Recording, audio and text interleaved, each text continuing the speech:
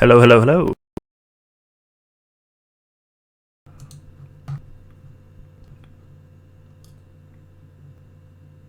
Do we have sound? Yeah, I know it worked earlier, yeah.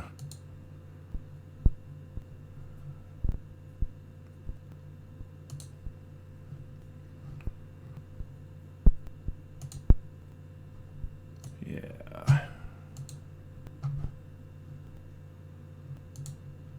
That's good. Oh, good. Perfect. All right. Thank you. Freaking me out. Greg, nope. Audio just came up, so I think we're good. Let me check here. I'm just looking over here on my laptop.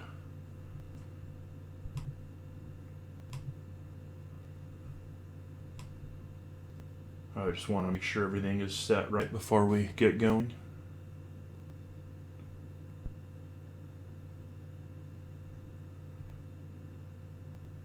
I think we're going, so perfect. How is everybody? David, hearing you good?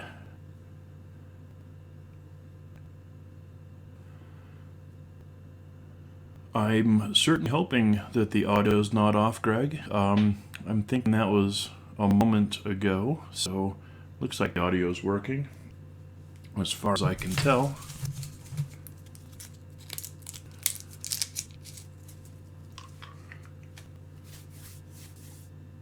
Hope everybody's holding up in these strange times. I know I've got my self-quarantine haircut going, since you can't really get a haircut right now, which I'm not particularly enjoying. So we'll get started in about 2 minutes, I think.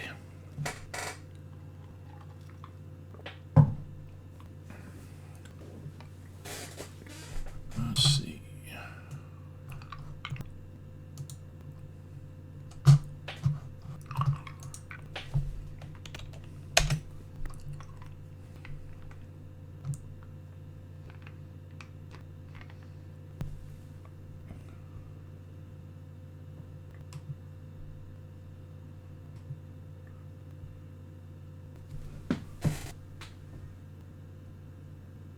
All right.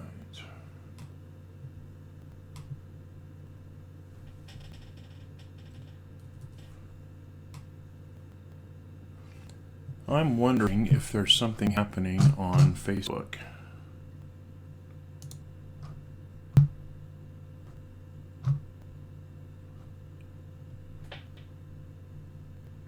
Push play and turn your volume up is what Lloyd says. There's something wrong on Facebook.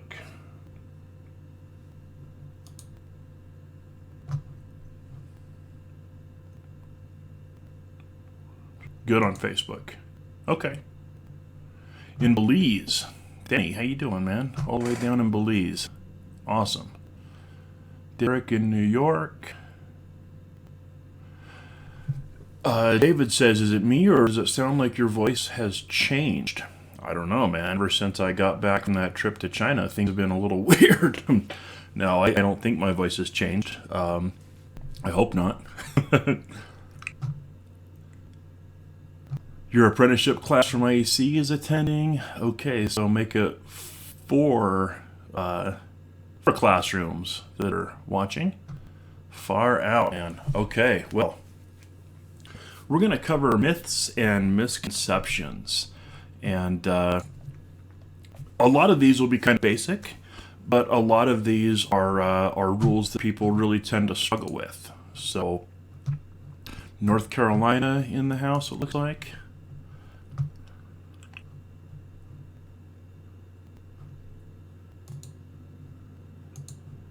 Yeah, I'm not seeing the Facebook chat for some reason. So, I'm just going to have to assume that Facebook is working. I'm getting all YouTube comments. I'm not getting anything from Facebook. But I'm getting people sharing it, so I'm just going to have to assume that it's working. And we're going to get going. Colorado, Mitch, how you doing? All right. My voice sounds deeper. Everybody says my voice sounds different. Man, all right. Facebook is working, John. Thank you so much. Appreciate this. Okay, good. So we are working. I'm going to relax. Will this be available on demand on my YouTube channel? Absolutely. Yeah.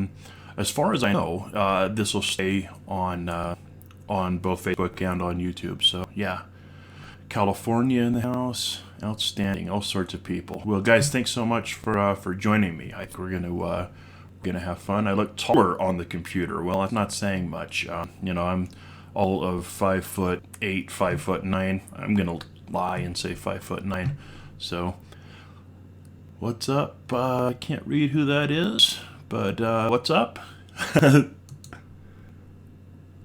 Perfect from Ohio. All right, let's do this, man. Let's talk about some myths and misconceptions based on 2020 NEC.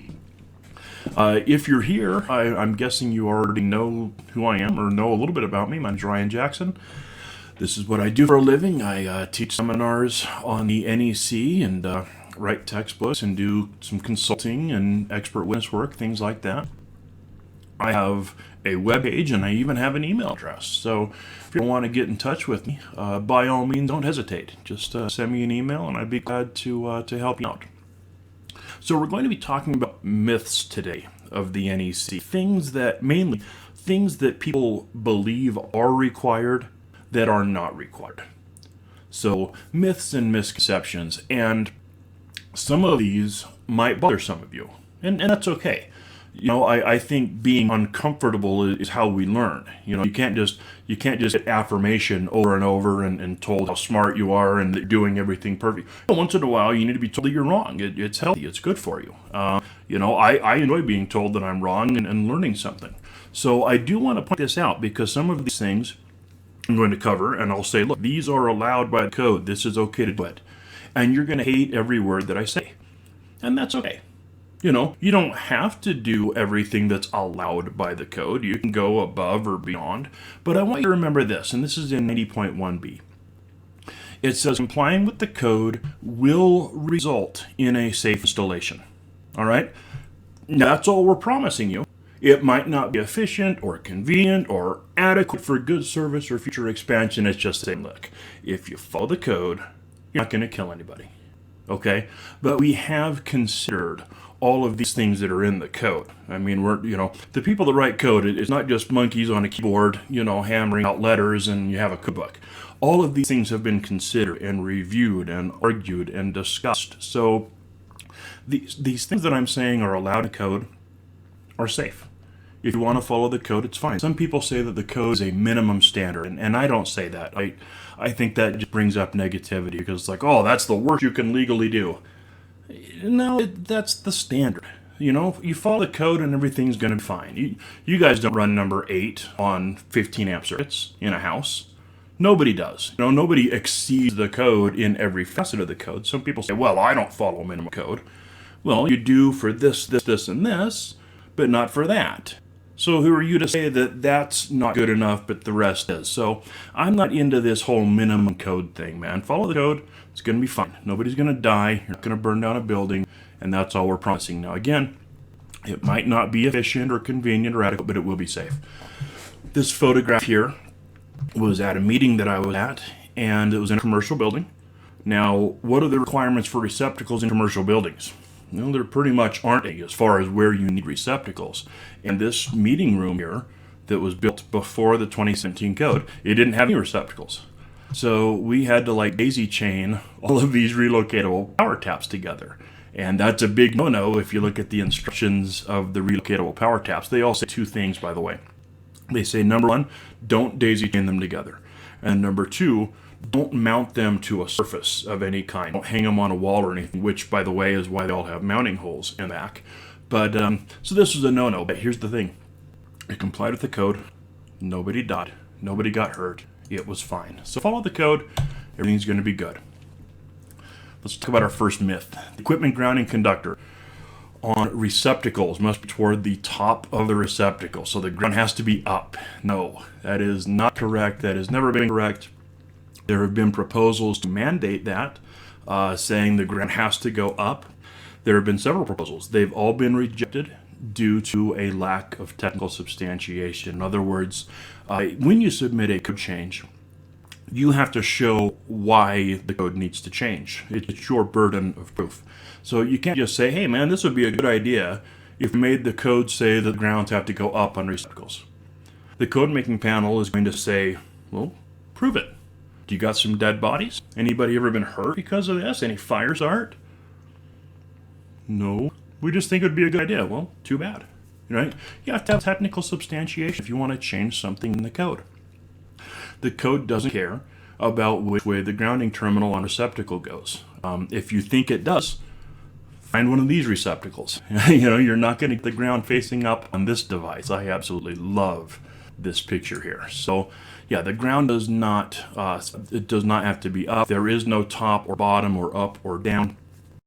Years ago, there was a manufacturer, and I don't want to be incorrect on which one, so I won't say it. I don't remember if it was, Leviton or Hubble or PS. I don't remember. But there was a manufacturer that actually stamped top and bottom on receptacle, or up and down, and it was with the ground up. And one could argue that you need to follow that because that was a manufacturer's requirement. Whether that's true or not, that manufacturer no longer has up and down stamped on the mounting strap. Because it doesn't matter how you do it. A lot of times it's not going to be right. It really depends on the cord that you're going to plug into it in the attachment plug. Here the ground is facing up, and I think we would probably all agree that that was not the best idea for this particular installation. There might be areas where putting the ground up is a great idea because the attachment plug faces the other way. Here on this one, we're putting strain on the cord, so putting it ground up was probably not a good idea. I never really believed this until I went to Chicago. But in Chicago, it is really popular to put your receptacle sideways. I have no idea why that is, but in Chicago they put them sideways with the hot facing up. And if you think the ground should be up, I'm sure this is just killing you to see. But the fact of the matter is, there's really not been any documented incidents because of this. It's just not an issue. I know some people, if we go back a slide, they say, well, if the ground's up and if something falls and then it hits the ground and not the hot and the neutral, and I get it. I'll tell you a story. A friend of mine that I used to work with as an inspector, when he was a young parent, he used to play this game with one of his kids. When, I don't know, his kid was maybe 5 or something. He'd take like quarters and nickels and dimes and stuff, and he'd hide them around the house. And then he'd say like, hey, you're getting colder, you're getting warmer, So he had one of those, a night light that you plug in.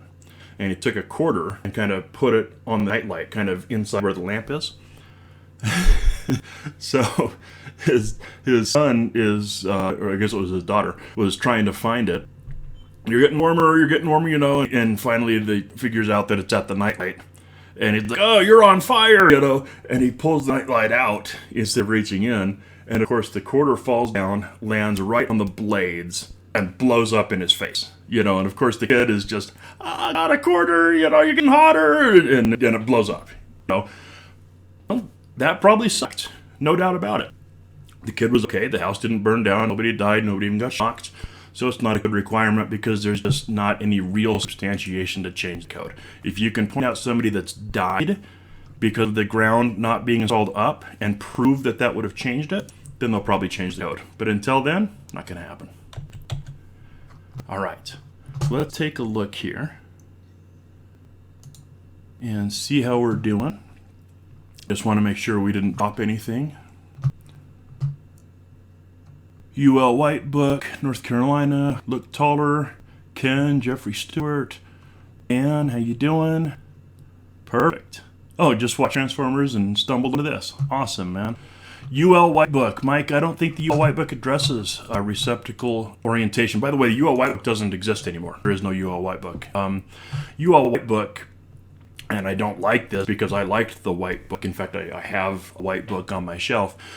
But now it used to be product spec, UL product spec, and now it's product IQ.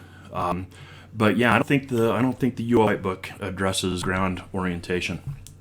The next myth: anti-short bushings are required on MC cable.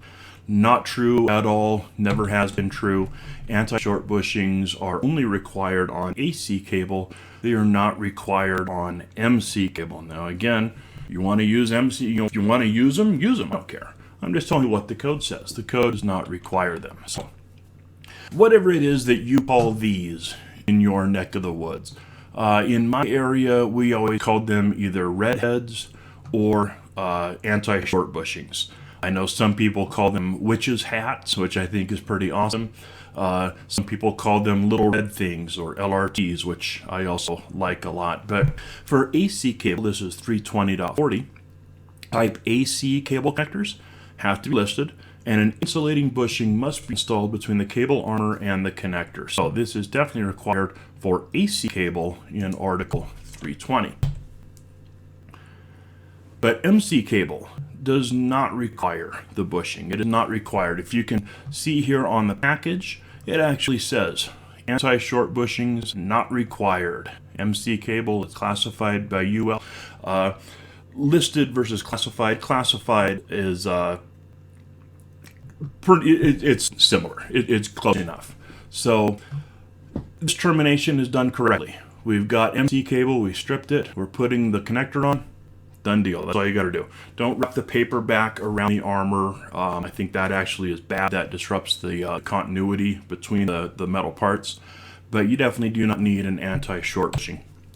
There have been proposals to require anti-short bushings. I think the last one was probably back for the 2002 cycle. But this is a bulletin from NEMA. And NEMA's position on whether or not you need anti-short bushings, they refer back to the code making panel. So ROP, what used to be the first, or was now called the first draft, the report on proposals from the 2002 NEC, was a proposal seeking to require anti-short bushings on all MC cable termination installations. It was rejected, and this is why. According to the code making panel, anti-short bushings are not required for MC cable in accordance with the listing of their product. The termination fittings approved for MC cable are designed such that the wires will not come in contact with the cut edge of the armor. The throat of the fitting is small enough to prevent contact with the armor. MC termination fittings perform the same function for MC cable as AC terminations plus the anti-short bushing do for AC cable. So the MC cable connector is just as good as an AC cable connector plus a little red thing. You do not need little red things for MC cable. If you want to put them on, but you don't have to. Myth number 3 and 3.5, this is kind of two of them.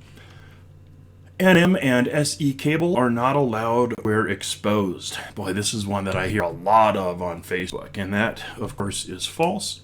NM and SE cables are not allowed where exposed to physical damage. It's not just that they're not allowed where exposed.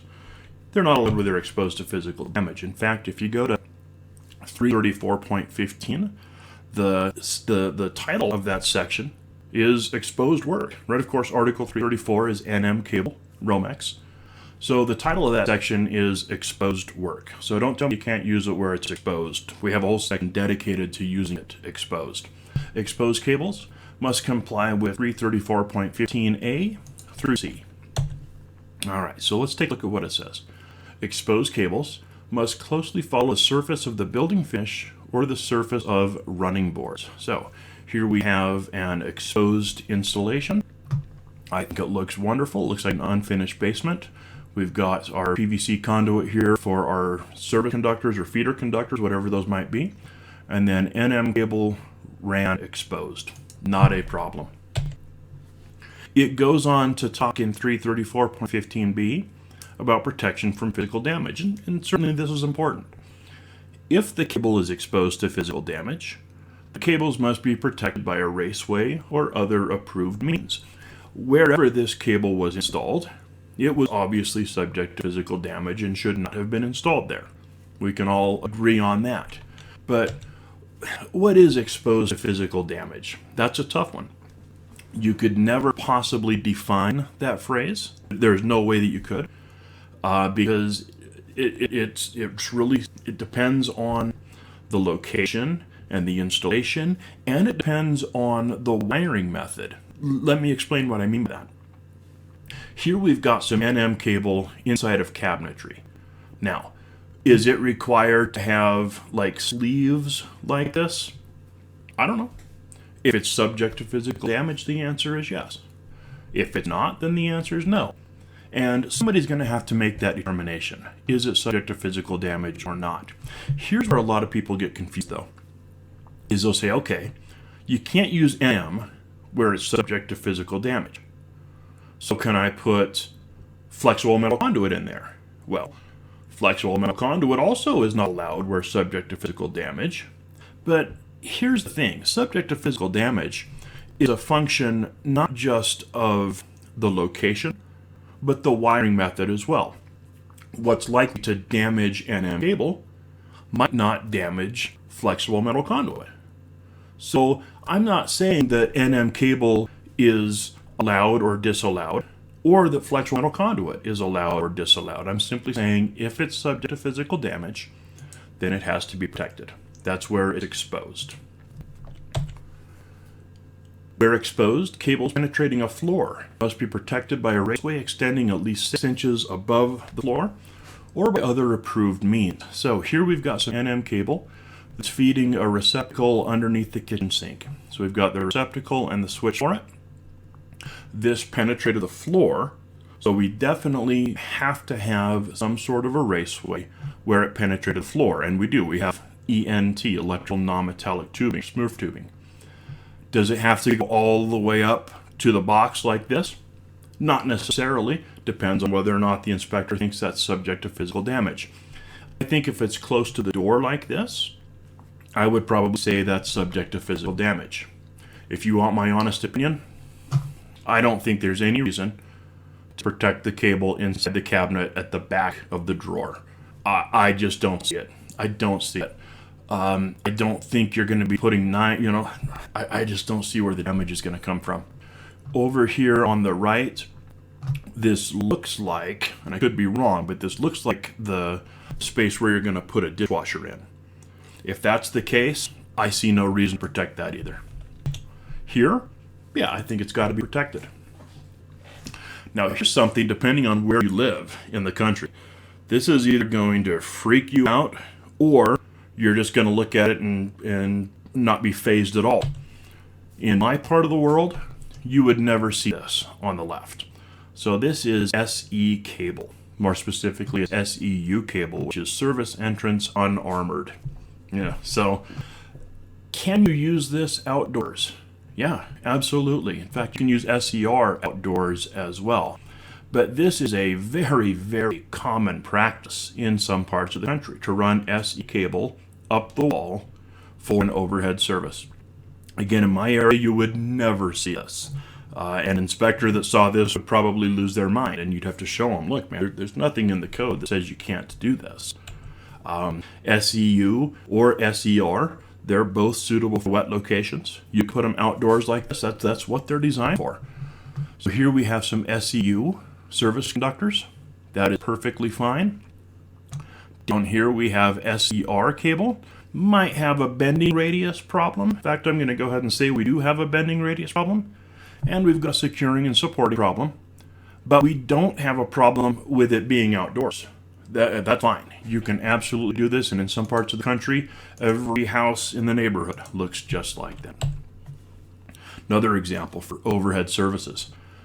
Usually, you would have a weather head or a service head up there where it leaves the cable. But you don't necessarily have to. This is called a gooseneck. And that's what you got to do. Run SEU up the side of the house, bend it into a little thing there, and tape it up really nice, and there you go. Count the money and go home. You got yourself an overhead service. It is A-OK. USE is not allowed above ground. So, it's one area you can't do it. You can't just string along the fence like that. But aside from that, put it overhead, put it outdoors, not a problem. Let me check really fast on the chat board here.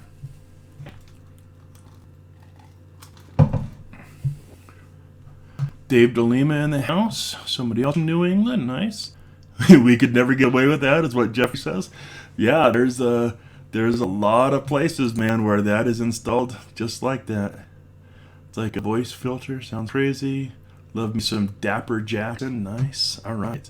So it's hard for me to catch up on the chat. So I might have to look on my computer screen here. Let me take a look this way and see what he got here. Bear with me.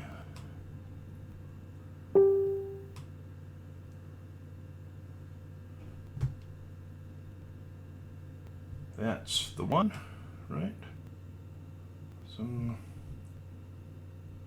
Well, I'm not sure.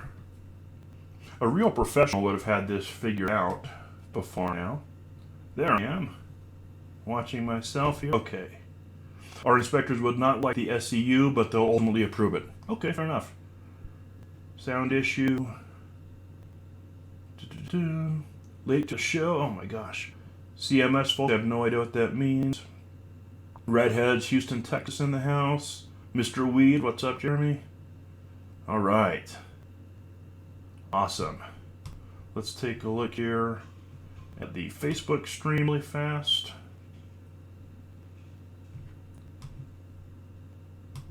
There it is.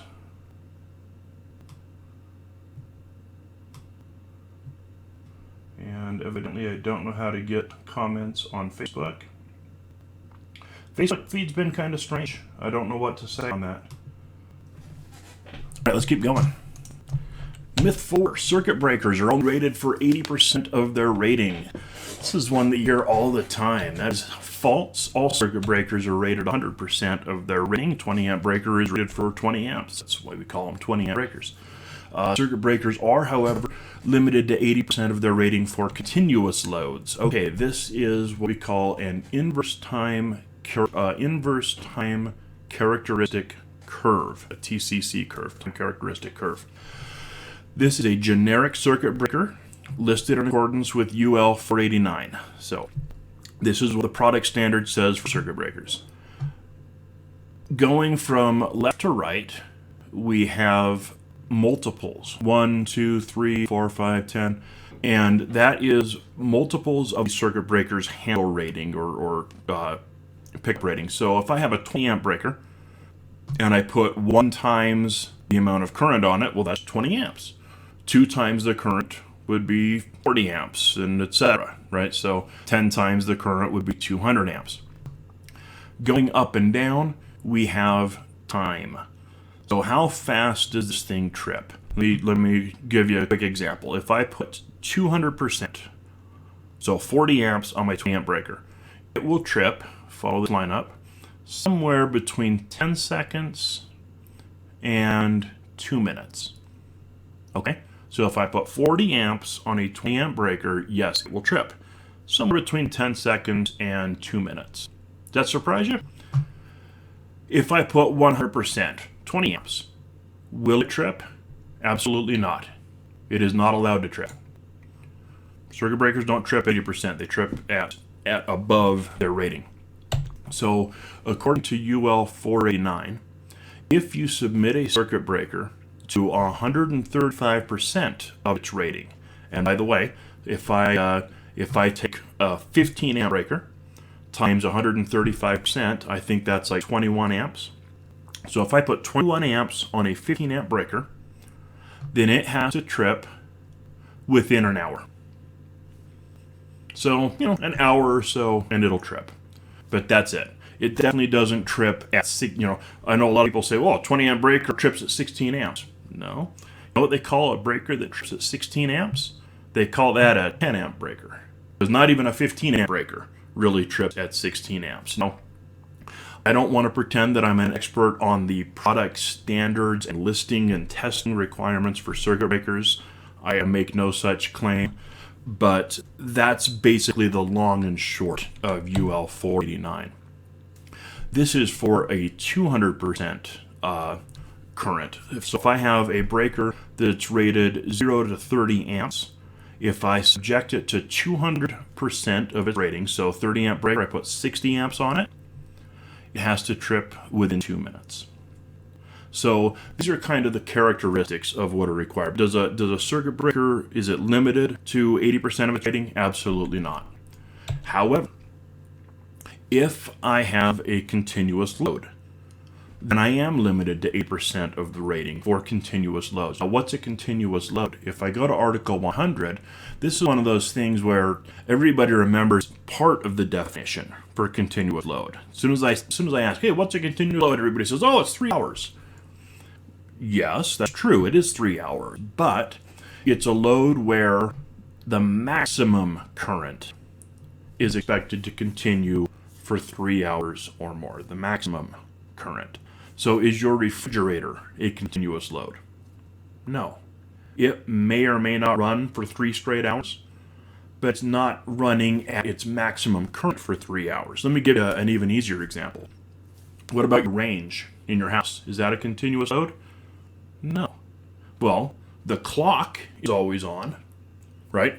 Clock's on 24 hours a day. So does that mean it's a continuous load?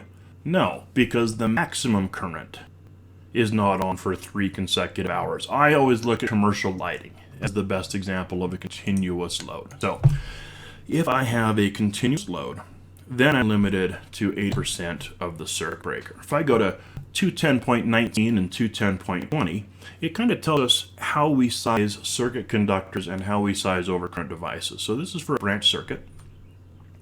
210.19a, branch circuits must be sized to carry 100% of the non-continuous load plus 125% of any continuous load. All right, so here I have a 10 kW 277 volt load, whatever that product might be. I don't want to get into an argument about, well, that's not really continuous. We don't know what this product is. If this load is not continuous, then we're going to take our 10,000 watts divided by 277, and that's 36 amps.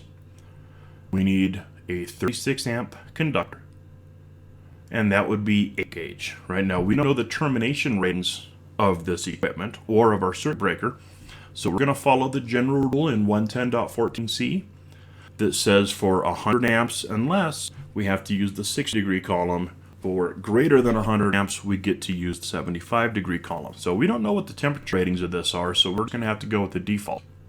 So I need a conductor that can handle 36 amps at 60 degrees C, and that's going to be an 8-gauge wire. Now, if this load was continuous, then I'm going to take my 36 amps times 125%, and that's 45 amps.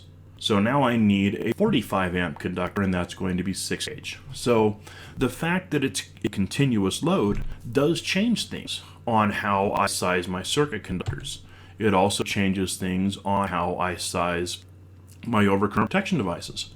210.20, the very next section in the code.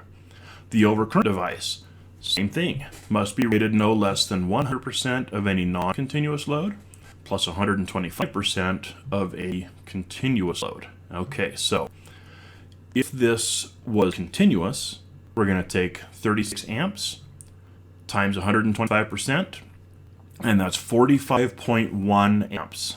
Now, 45.1, if you go to section 220.5, B as in Bravo, it says that we can round that number down when we're calculating. So we're definitely going to be doing that because that allows us to put it on a 45 amp breaker. So we're going to have a 45 amp circuit breaker for that, and that will carry it. If this was not a continuous load, then I could just have it on a 40 amp circuit breaker because it would be sized at 100%. I have the table up here just to remind us of what our standard ampere ratings are. Is 45 a standard rating breaker? Can I be able to store them by a 45 amp breaker? Yeah, so I can put it on a 45 amp. There's an exception to this whole 80%, 125% business. And that's if the overcurrent device is listed for continuous operation at 100%, then it can be sized at 100%. I know it's blurry. I don't have a great photograph of these because they're quite rare. But this circuit breaker says suitable for continuous operation. So this is actually a continuous rated breaker. I could size this at 100%. But right off the bat, you need to know this. They don't make them smaller than, I believe, 225 amps. So for branch circuits, you're pretty much never going to be able to take advantage of that. What's the difference between a breaker that's rated continuous versus not continuous? Because that's kind of an abuse of terms, really. I mean, a 20 amp breaker is rated for 20 amps continuously, right? Well, yeah, but what they mean by this is when they test it, when they test a regular circuit breaker, it's basically just tested in the open air. When they test a breaker for continuous loading, it's tested in an enclosure, so it doesn't dissipate the heat as much. So a continuous breaker, you could size at 100%. Let's get going. Myth number 5. Black, red, and blue are required for 12208. Brown, orange, yellow are required for 277-480. That is false. The NEC does not specify colors for ungrounded conductors.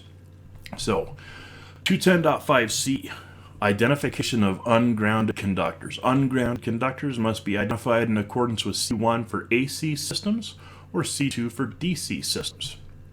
All right, so we'll stick to AC systems, 210.5c1. Branch circuits, and here's what key, from more than one nominal voltage system. If the wiring system contains more than one voltage system, let's push pause right there. That's why I'm showing a transformer. If you don't have a transformer, then there's really no reason even to read this. If all you have is 12208 or 12240, you don't even need to read this section. You can stop reading right now. But if I have more than one voltage system, then the ungrounded conductors must be identified by phase or line and system voltage class. Now, this applies at all termination, connection, and splice points, but only if there's more than one voltage system. All right, so system voltage class, and we'll kind of explain that here in 1 second.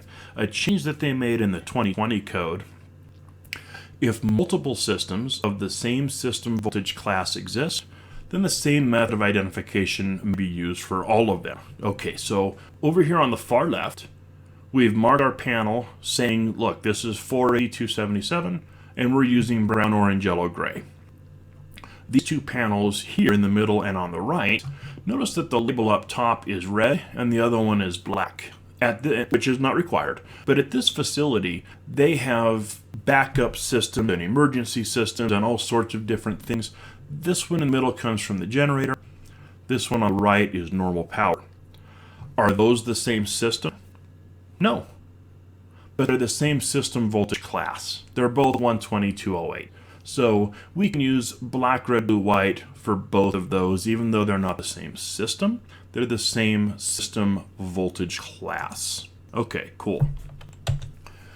Although it's a common practice, black, red, blue, white for 12208 and brown, orange, yellow, gray for 277-480 is not a code rule. The code does not tell you which colors to use. It just says you're going to have to come up with a coloring system, but it doesn't tell you how to do that. So, what's the voltage of these conductors here in this slide? We don't know. You can't possibly know by looking at it. And when you assume things, that's when people get hurt. The voltage of that is whatever your meter says it is. That's the voltage and nothing else. So we do not look at the colors of a system and think that it means anything. It doesn't. What about this installation? Here I've got brown, orange, yellow on top, black, red, blue on bottom. Is that okay? Yes, if only one voltage system exists. If all we have in this building is 12208, I could do brown, brown, brown, brown, brown, blue. I could do black, black, black, black, black, black. I could do whatever colors I want, other than, white and gray, which are for the neutral, green bear, green with a yellow stripe for the equipment ground. Aside from that, it's open season. You can do whatever colors you want if you only have one voltage system. Black, black, black, blue, blue, blue, not a problem. Even if you do have multiple voltage systems, again, the code doesn't tell us how to do this. Here I've got a building that has 12208 and has 277-480. For my receptacles, I've used brown and gray. Can I do that? I don't think it's a very cool thing to do, but yeah, you can do that, sure. Could I use brown, orange, blue, white for my 277-480, and then black, red, yellow, gray for my whichever one I didn't just say, 208, 480, sure, yeah, you can do that, not a problem. The code doesn't tell you how to do this, it just says that you have to do it. I think it's a good idea to use black, red, blue, white, brown, orange, yellow, gray, but it's not required. So come up with some sort of coloring system. The identification can be by color coding, taping, tagging, or similar methods. This is what all of my junction boxes look like. I don't know about you guys, but I take pride in my work. I didn't do that. That's a great looking box, but I cannot take credit for it. Here's the part that I think a lot of people screw up on. This has been in the code since 2005, by the way. The identification method that you choose must be posted at every panel board or similar, or be documented in a way that's readily available. So, come up with a coloring scheme or identification scheme, and you have to mark it at all your panel boards and all your transformers, all of your distribution equipment, I think is what the code says. So, we don't surprise people. Marking must not be handwritten, and it must withstand the environment in which it is installed. That's a nice arc flash label, isn't it? But you know what? That was I took that picture back in like 2003, and that was legal back then. You could just write with a Sharpie. You cannot write things with a Sharpie anymore, including this section or the arc flash. There is an exception when a new system is added to an existing installation. The new system must be marked, quote, other identified systems exist on the premises. This is kind of a cool facility here that we're looking at. This is a facility in Salt Lake City, Utah, and they build and test X-ray equipment. So they build the X-ray machines, but they test X-ray equipment from all over the world. So they have to have literally every voltage system that you can possibly think of, because they'll test it. Somebody sends in an X-ray machine from Taiwan. They got to figure out what voltage system they need, and they got to make that voltage system, and they have to test it. So they seriously have probably 30 different voltage systems in the building. So they ran out of colors years ago, and they're always adding new systems. So what do you do when you have to add a new voltage system? Well, you just put a sticker on it saying, listen, man, there are other systems that exist here as well. The fact that this one is, I don't know, blue, pink, and yellow doesn't mean that every blue wire in the building came from this panel. So just kind of giving some indication about that. All right, let's go back to my chat room here. Again, I don't know why I can't get the Facebook thing happening. Well, orange for the high leg. Yeah, you got to have a high leg has to be orange or other effective means. What if I have a building that has 277 480 in it, and we're using brown, orange, yellow, and then we add a high leg system, and I've seen that before. Would marking the high leg orange be the best approach? Or would marking it maybe pink be a better approach? I don't know. 110.15 does leave it to the AHJ. It says it has to be marked orange or other effective means. If you're not going to do it orange, I would tell you to do it something very unusual. And hopefully something that uses orange, pink with orange face tape or something, you know what I mean? Something that you look at it and you're like, okay, I don't know what that thing is, but I better double check it. So yeah, great question as far as the high leg is concerned. Let's see here.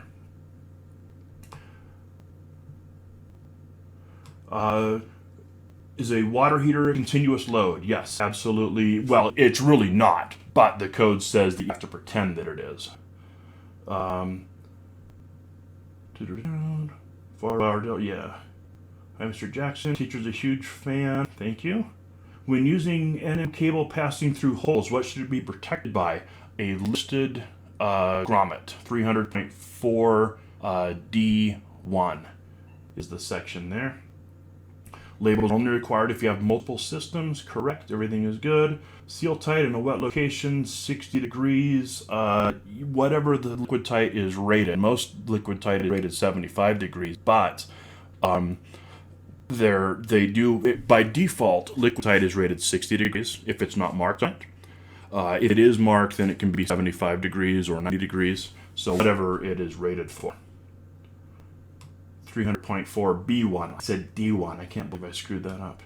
A tiger stripe for all. Like, man, you know, everybody's in the tiger mode right now with the, what is that? The tiger people, whatever it is, the guys in Texas with tigers in their houses. I haven't watched that yet, but let's go to myth number 6. 15 amp receptacle is not allowed on a 20 amp circuit. Man, how many times have you heard that? That's false. 15 amp circuits are absolutely allowed on a 20 amp circuit unless it's a single receptacle on an individual branch circuit. Right, so let's take a look here at 210.21.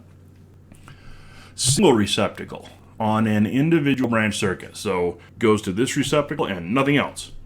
A single receptacle on an individual branch circuit must be rated no less than the circuit itself.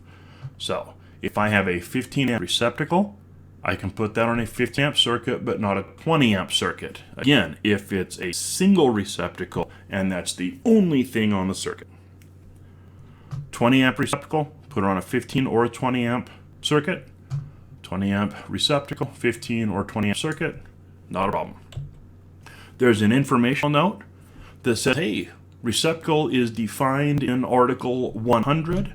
And we'll take a quick peek at what that definition is. It's a contact device for connecting an attachment plug or connecting utilization equipment that mates with the corresponding contact device. Okay, let's push pause here for a minute because this is a two-part definition.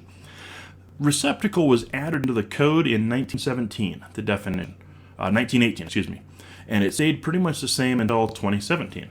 And that was this, a contact device for connecting an attachment plug. Nice and easy, right? You got your male cord, stick it in the receptacle, done. That's the receptacle. We all know what that is.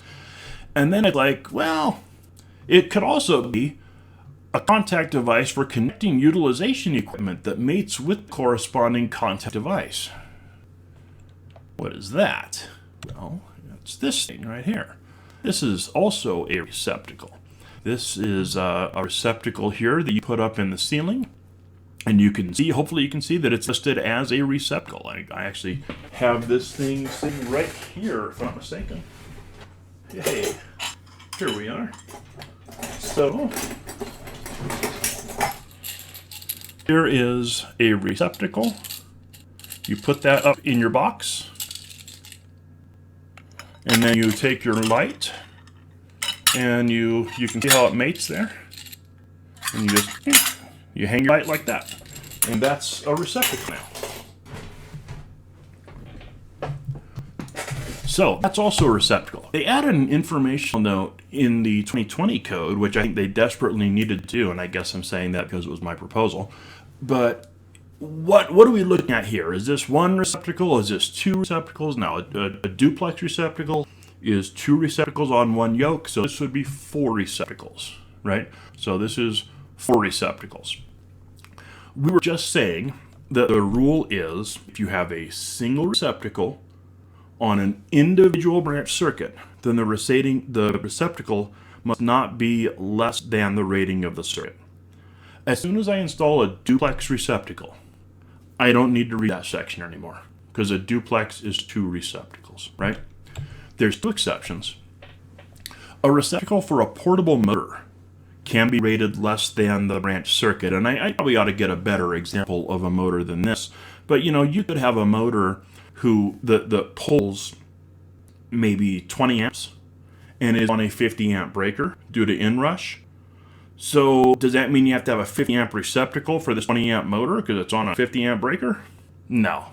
There's an exception. Motors are kind of a weird thing, so we follow the motor rules. Same concept with welders. Here I've got a welder. Its nameplate without going too deep into 630 because you can go deep into 630. This is a 30 amp welder. So I can put a 30 amp receptacle on it and still put it on a 60 amp circuit breaker. So 30 amp welder, 60 amp breaker. Do I need to have a 60 amp receptacle? No, because that's the other exception. But here's where things get really interesting in my opinion. Receptacle ratings, I'm in B3 now. For circuits with more than one receptacle, how many receptacles are we looking at here? It's a duplex, right? So that's two receptacles. So this rule applies for circuits with more than one receptacle. Receptacles have to satisfy table 210.21b3. Receptacles over 50 amps must be rated not less than the branch circuit. Okay, so if you got a 100 amp branch circuit, then you need a 100 amp receptacle. Okay, fine. We're not going to get into that. But I want you to take a look at this receptacle here. This is something that just really bothers people. Can you put this duplex 15 amp receptacle on a 20 amp circuit? Absolutely. Yes, that's what the table says. 15 amp circuit, you can use 15 amp receptacles.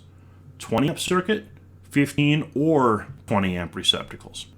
30 amp, 30 amp, 40 amp circuit, you can use a 40 or a 50 amp receptacle. And then for a 50 amp circuit, 50 amp receptacle. Why can I put a 15 amp receptacle on a 20 amp circuit? That flies in the face of overcurrent protection, right? Overcurrent protection is to make sure things don't melt because you're putting more current on them than they're rated for. That's only rated 15 amps, so I can't put it on a 20 amp circuit. Well, not so fast. Take a look at the internal components here, the contacts. If I were to rip that piece of plastic off the top looks just like that too, which tells me that this device is the same device that they, right? The only thing different about this is the piece of plastic on the cover, on the front. That receptacle, it's the same product for a 125 volt 15 amp, or a 125 volt 20 amp, or a 250 volt 15 amp, or a 250 volt 20 amp. It's all the same device. The only thing different is the piece of plastic. So they're rated 20 amps. So you can put them on a 20 amp circuit. That's why you do it. Myth number 7.5. Plastic bushing is required for SE cable. It's not required for non-metallic raceways. This is one that I used to do a lot as an inspector. We don't do a lot of SE cable in my world, but we do a fair amount of PVC conduit. And I wrote this up dozens, hundreds of times. Plastic or similar bushings are required for raceways, but not cables. So let's take a look here. 300.4G. This was clarified in the 2020 code, and I think they did a nice job on it. Raceways with circuit conductors 4 gauge or larger must have one of the following to protect the conductor insulation. All right, so let's read the first word and then push pause here. Raceways. That's it. The rule is for raceways. If you're using a cable, there's no reason to read this rule. This rule is for raceways. Why do I need to have some sort of a bushing or something to protect the conductor insulation? Well, there's your problem. Is that melted PVC male adapter? Is that melted from the rope or maybe from the cable as they were pulling through it? I hope it's not from the cable. But you kind of see the idea here, man. We don't want the conductors getting damaged on the edge of the fittings. Again, it's only for raceways. Because the issue here is when you're pulling the raceway or the conductor through the raceway. You don't pull conductors in the cable. The cable already got the conductors in it. You don't need to put this plastic bushing on here. It's not required. You can put it on if you want, but it's not required. Raceways have to have one of the following. Number one, an identified fitting with a smoothly rounded insulating surface. So this bonding bushing complies. It's smoothly rounded. It's insulating. I could use that. I could also use a listed metal fitting with smoothly rounded edges, so for the first time in history, chase nipples are actually legal now. That was an illegal fitting for 120 years in the NEC, as far as 4 gauge and larger conductors, because the code used to say it has to be a rounded insulating surface. Put a plastic bushing on male threads, this end here is still not insulated. You know, it's smoothly rounded, but it's not insulated. Now, I've never cared about that. I never wrote it up and passed it a million times, and I would continue to. But technically, it wasn't allowed until this revision in the 2020. You don't have to have a fitting. Separation from the fitting or raceway with an identified insulating material that's secured in place. They used plastic bushings here, although they didn't necessarily have to. If you stuffed enough duct seal in there, then that would be okay. I don't know that... I mean, that complies, that meets the words of the code, but I think the intent here, the objective is to protect the conductors while I'm inserting them through the raceway. So, I mean, that's not going to be when I'm pulling the wires through, so I'm not sure how that really does much. The other ones I can see it. Put a plastic bushing on, chase nipple that's flared and rounded. Number 4, threaded hubs or bosses, which is this guy down here. Not a Myers hub, but an actual threaded hub like this, that are an integral part of the enclosure or raceway and provide a smoothly rounded or flared entry for conductors. That's stretching it. Yeah, I mean, that's listed, and that's part of the deal. I don't know how smoothly rounded or flared that is, but I think the idea is that that's okay. The last thing here in 300.4G, fittings that are made of insulating material can be used to meet this requirement, but they're not allowed for mechanically securing the raceway to the enclosure. So this plastic bushing here is great to protect the wires, but you still have to have a lock nut. And that makes sense. It's kind of obvious, but you got to remember, if we don't write it in the code, it's not a requirement. So even if we have something that's obvious and dumb, like, yeah, you need a lock nut, hey man, it's got to be written in the code or it's not a codable. All right, one more time, let me check the thing here. 404 not. Oh man, you can't. I got a guy named 404 not found. You can't be doing that, man. That's messing with me. 630 is fun. I agree. Is there a picture of something that can plug into that receptacle? Just a 20 amp 250 volt cord connector. Central vac machines, some of them are that way. Let's see here. Sorry, I had the full screen. Audio lags a little bit. I apologize. Estrada. Yeah, 15 amp outlets on a 20 amp circuit all day. RJ Wrecking Shop. Awesome. All right. Cool. Let's keep rolling.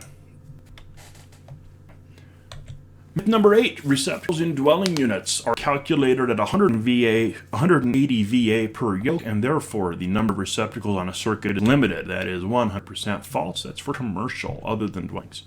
Receptacle loads in dwelling units are part of the general lighting load and require no additional calculation. There's no limit to the number of receptacles on dwelling unit circuits. I know this drives some people crazy. Look, when I wore tools, all I did was commercial. I never did, and I did a little bit of industrial, but I never wired a single house or apartment. Just, the companies I worked for, we just did do that.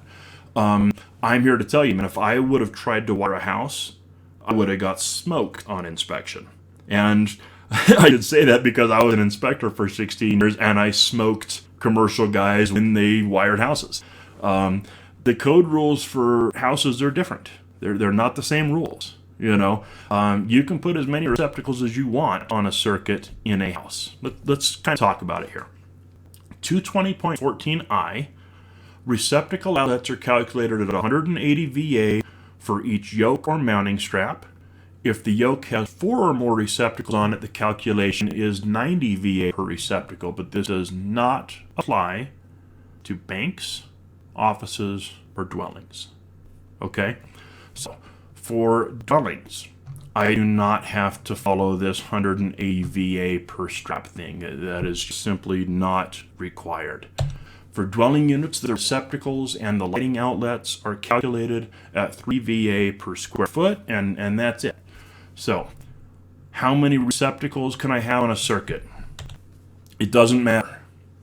You can have a whole wall full of receptacles. I really, really like this graphic.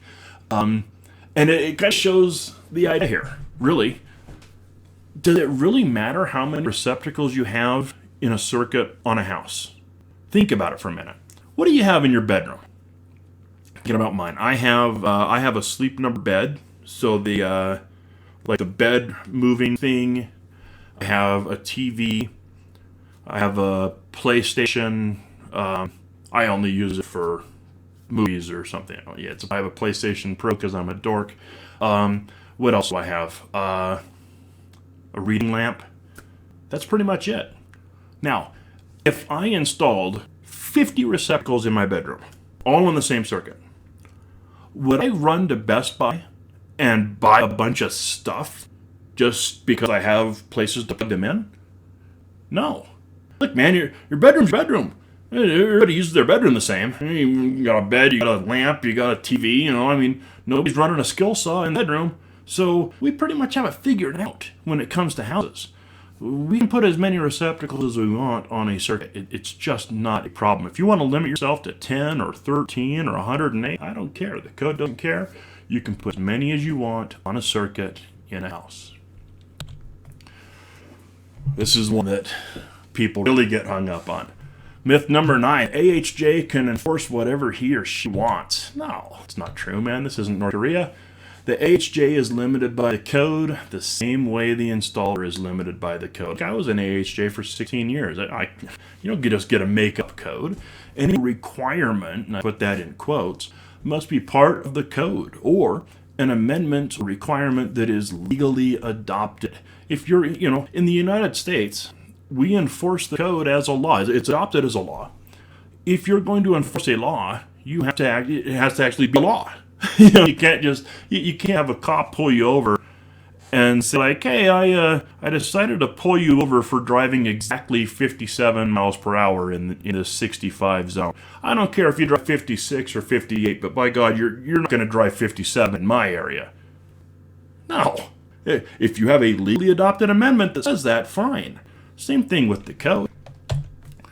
When you look at 90.4, it says the code is intended and enforceable by governmental bodies that have legal jurisdiction over electrical installations. Man, I used to be a handsome inspector. I wonder whatever happened. Father time.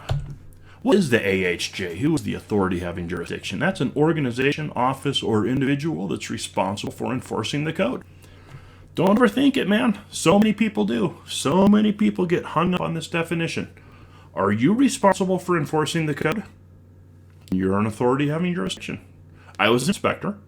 My job description was what? Enforce the code. Well, I was an AHJ. I wasn't the only AHJ in my city. My boss was also an AHJ. And if you wanted to keep on going up the chain of command, you could maybe even take that to the state legislature. But anybody who's responsible for enforcing code is, in fact, an AHJ. It's not just one AHJ. Who do you suppose the AHJ is in this picture? I really, really like this picture. And it's kind of there's a little bit of truth to this, man, especially when it comes to, like, working around energized electrical equipment. Inspectors, we get a little too close to some of this sometimes. All you guys have hazmat suits on, and this dude's looking like he's at the golf course. I dressed like that, too, when I was inspecting. There's a little informational note to help us out. It says where public safety is primary, the AHJ could be a federal, state, or local department or individual like a fire marshal, chief of fire prevention, health department, building official, electrical inspector, or others with statutory authority. And that's usually what we deal with. Public safety, building official, or electrical inspector. It's not always the case, though. We had a National Guard building in the city where I worked.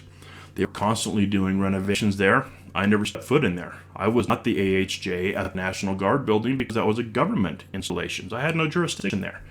At government installations, the commanding officer or the departmental official may be the AHJ who's ever responsible for enforcing the code. That's who the AHJ is. Now, what does the AHJ do?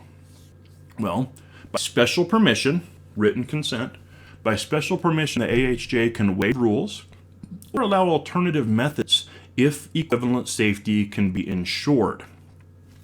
All right, these luminaires here are not listed, but they're constructed of listed parts.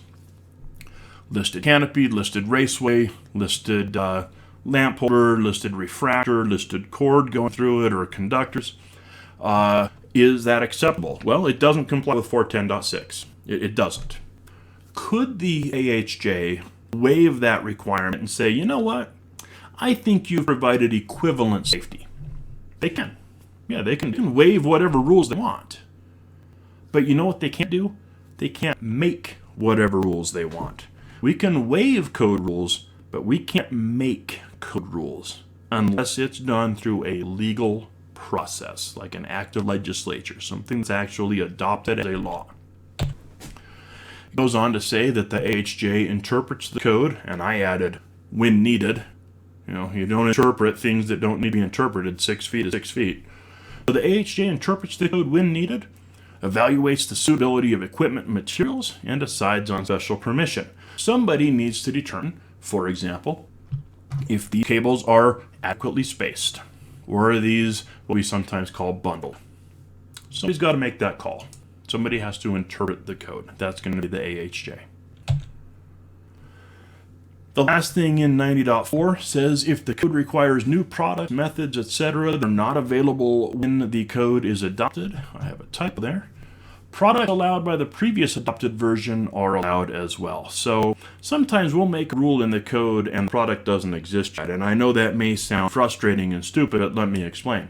I can't, if I'm a manufacturer, I can't dump $10 million into research and development on a product and then cross my fingers and hope that it gets accepted into the code. That's not, nobody can do that.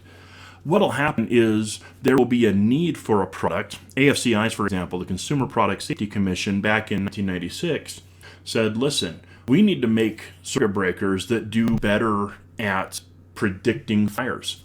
It wasn't manufacturers that came up with it. It was actually the Consumer Product Safety Commission. And they said, you guys need to do something. And when the Consumer Product Safety Commission talks, you listen. Because they're the gorilla in the room. Make no mistake. So we put a rule into the code saying, hey, man, effective January 1 of 2002, we need AFCIs. And of course, people lost their mind. Nobody knew what that meant. But here's the deal. The manufacturers were like, okay, whatever an AFCI is, I guess we better build those. So could it have happened that January 1st, 2002 came along and the manufacturers weren't ready for it? That could have happened, absolutely. What would have happened if that did happen? Could we not, we couldn't install breakers anymore because they weren't AFCIs? Well, no. It says, look, man, if the new product doesn't exist yet, then forget it. We'll try it again in 3 years. All right, one more time down here. All right. My AHJ, banks and offices, chain up cheerleader, I don't know what that means. PlayStation 1, awesome. Mario Kart. Watching from Jamaica, man, look at you, Adam. Nice. Wish I could say that. Oh, great question, Rainier. The support on those cables is not listed. That's a plumbing pipe hanger. So glad you said that. Look at that, man. Can you use that? Well, that's called a bridle ring in the NEC. Not necessarily, well, that's what I would call a bridle ring. A bridle ring is a complete U shape, and that's more like a J. I'm doing hand motions here that don't mean anything. But support hardware does not need to be listed. If you go to 330, for example, or 334 or 340, any of them, the .30 section of the wire method article does not require listed hardware support. It requires listed fittings. If I go, this is SE cable. If I go to 338.6, it'll say SE cable, and SE cable fittings must be listed. Hardware, supporting hardware, is not listed as a fitting. A fitting is like the lock nut and set, the cable clamp or the couplings and connectors. But hardware support does not need to be listed. Great question, but no, not required. Please explain 220.14K, Barry. Okay, good point. You're bringing that up because I mentioned that it doesn't apply to banks, offices, and dwellings. The 180 VA doesn't necessarily apply to banks and dwellings. You also have 1 VA per square foot for receptacles in banks and offices, and that's what 220.14K says. So good point, Barry. I'm glad you mentioned that, and I should have done a better job clarifying that. All right, myth number 10, splicing in a panelboard enclosure or cabinet is prohibited. I used to believe that. Splicing a panelboard enclosure has always been allowed, although changes made in 2011 NEC made it much clearer. Here's something I've learned about humans. We don't read paragraphs very well in the code. We are not good at reading paragraphs. We're good at reading lists. I have no idea why that is, but it's the truth. If I have like a 6-sentence paragraph, it doesn't work in the code. People get confused and they don't know what to do. And I'm telling you, man, me too. I don't want to sound like I've got a halo overhead or anything. I put myself in this. If you have a 6-sentence paragraph, people stop reading halfway through or they get confused. What you need is an item list. In 2008 and previous editions, 312.8 used to say enclosures for overcurrent devices shall not be used as junction boxes. That's what it said. And then you read like 4 more sentences. And then the last sentence, this is so frustrating. The last sentences said, oh yeah, by the way, you can totally splice in cabinets as long as you don't exceed 75%. Nobody read that. Because it's like, hey man, can I splice in a cabinet? You read the first sentence and it says, no, can't do it. Close the book. Stop reading. But then you read 5 sentences later and it says you can. That's because paragraphs don't work in the NEC. You need numbered lists. Once you make a numbered list, everybody knows the rules. It's a funny thing. But that's what they did with 312.8. The wiring space and enclosures for switches and overcurrent devices may contain other wiring and equipment in accordance with A and B. Oh, what a beautiful panel. The wiring space and enclosures may contain conductors that feed through or are spliced or are tapped as indicated in 1, 2, and 3. You think this is a good looking panel. How about this one? Isn't that nice? The total area of conductors at any cross-section of the enclosure must not exceed 40% of that cross-sectional area. So down here, as long as I don't fill that to more than 40%, I am A-OK. Do you think we're close to 40% on that? No, not even close. Let's say that wiring space is 3 inches by 3 inches. So that's a 9 square inch wiring space, which is huge. And I can fill it to 40% fill, so 9 times 0.4 is 3.6 inches allowed for conductor fill. If these are all 12 gauge, each 12 gauge wire is 0.0133 square inches. You can see where I'm going with this already. 3.6 divided by 0.01 is a lot. You can stuff 270 wires down there before you violate this section. So this is one of those sections you don't even have to read. You are never going to violate that if you tried.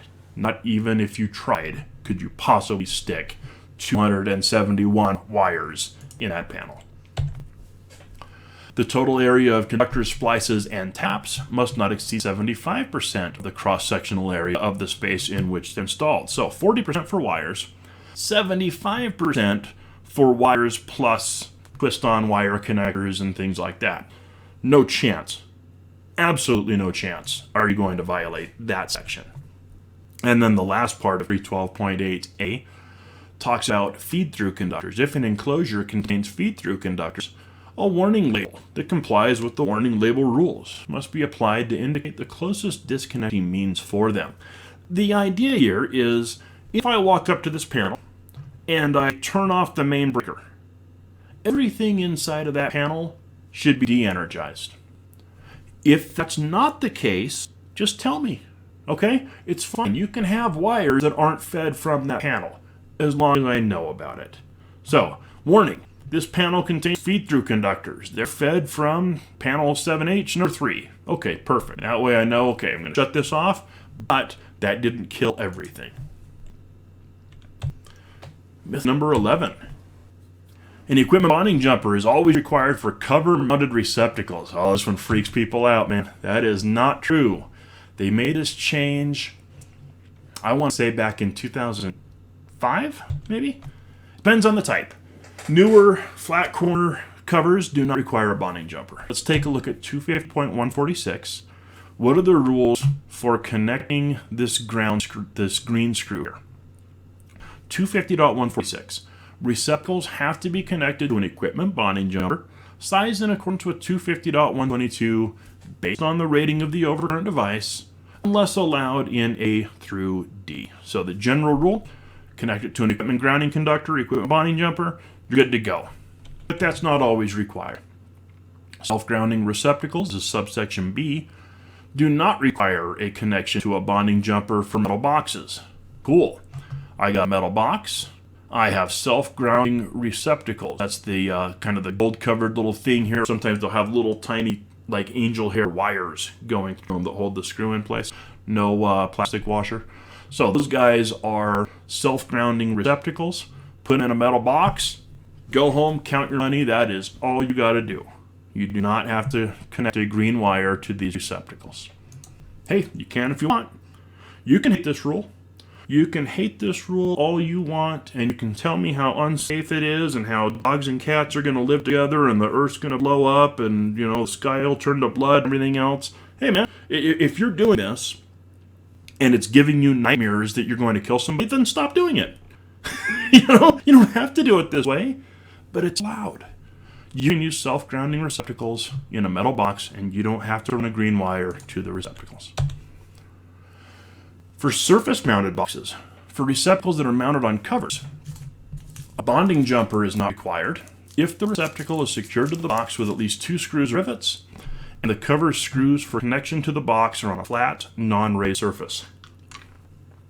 Alright, so I do not need a green wire going to these receptacles down here. This is a raised steel cover-mounted receptacles with flat corners, so I do not need to run a bonding jumper to grounding terminals. Same thing over here on the right. I'm using the Raceway as my equipment grounding conductor. There's no green wire in the Raceway. There is nothing to bond the box to. Straight into receptacle, perfect. There is nothing wrong with this installation either. Not a problem.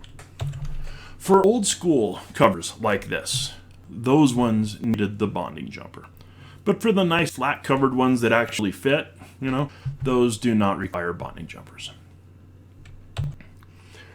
Myth number 12. Oh, man, I didn't plan on covering this until last night. Last night I was on Facebook and holy smokes. Flexible wiring methods are required for transformers. No, they're not. They are not required for transformers. They've never been required for transformers. The code does not specify wiring methods for transformers. And thousands of transformers are installed with non-flexible wiring methods all over the place. It's perfectly fine. Where does it say that in the code? Well, it's hard to find things in the code that are not in the code. So 110.8, I guess, wiring methods. Only wiring methods that are recognized in the code are allowed. So, plumbing PVC, white PVC, obviously that's a violation. But wiring methods that are recognized in the code can be installed in any building or structure unless otherwise prohibited. And there is no such prohibition on non-flexible wiring methods for transformers. You can use any Chapter 3 wiring method. You have to use Chapter 3 wiring methods when you wire a building, however. You can't just take like SDR cable and strip the jacket off and run individual wires through there, even if you put nail plates and a bonding bushing. This is one of the strangest installations I ever inspected. Transformer at Intertex testing labs in New York. Don't tell me they have guys on every code making panel that work at Intertech. When I was teaching this class, there were 2 people in the room that were on code. These guys know the code. They test products for the code. Don't tell me that these guys are idiots. They're not. This is piped in. That is fine. This facility, this is the same one I was telling you about, the X-ray place. Hundreds of transformers that are installed like this. Not a problem. Hard pipe it in, A-OK. It might be a little farther than 3 feet on that support. I don't know that I'd get too excited about that, but, it might be. Same thing here with this transformer. I've got my primary and secondary in these EMTs. And then I've used PVC, which is quite clever in my opinion. PVC between these, the grounding electrode conductor, so that I don't have to bond it. So, ran that grounding electrode conductor. Maybe some securing supporting issues on that as well. But as far as having non-flexible wiring methods, not a problem. The next one. The aluminum bonding strip or conductor of AC or MC cable has to be bent backward and wrapped around the cable armor. No, it doesn't. Cut it off. Stop wasting your time. You don't need to do anything special with the aluminum bonding strip. When I go to 330.108, that's for MC cable, Type MC cable must provide an equipment grounding conductor of some type. In most MC cables, you have a green wire, and that's it. You're done. You have a green wire. There's my equipment ground. Perfect. That's not the only way to do it. You can have MC cable that has a bare conductor inside of the cable. What do you do with that bare conductor? Hey, look at what the manufacturer tells you right on the instructions. See how they even have a picture? It says, if you can't read it, simply cut the aluminum bound bond. Cut it. Done. If that's not enough, here's a picture showing you how to do it. On the connector, strip it, remove excess paper. That must be for AC cable. Bend the bond wire back 120 degrees, and then do what? Cut it off. Its purpose in life is to touch the armor. That's all it does. Let me move to AC cable. Same thing. AC cable has paper, not plastic, and then it has that aluminum bond. All that aluminum bond is there to do is to touch the metal. It decreases the impedance of the metal. That's what it does. Until like 1950, did you know that AC cable has been around since before 1900? AC cable was around in like 1895, believe it or not. So AC cable used to just be interlocking, spiral interlocking metal tape with a black and a white. And then back in the 50s, they started requiring that aluminum conductor because the resistance to that spiral interlocking tape was just a little bit too high. We were concerned about whether or not it would trip a breaker. If you were to take the black wire and touch it to the metal, was it a low enough resistance to trip the overcurrent device? And the answer was, I don't know. But I'll tell you what, if you take an aluminum wire and put it in parallel with that cable, so it touches it the whole length, that decreases the resistance of the arm, right? Because it's two resistors in parallel, and the total resistance is always less than the smallest resistor.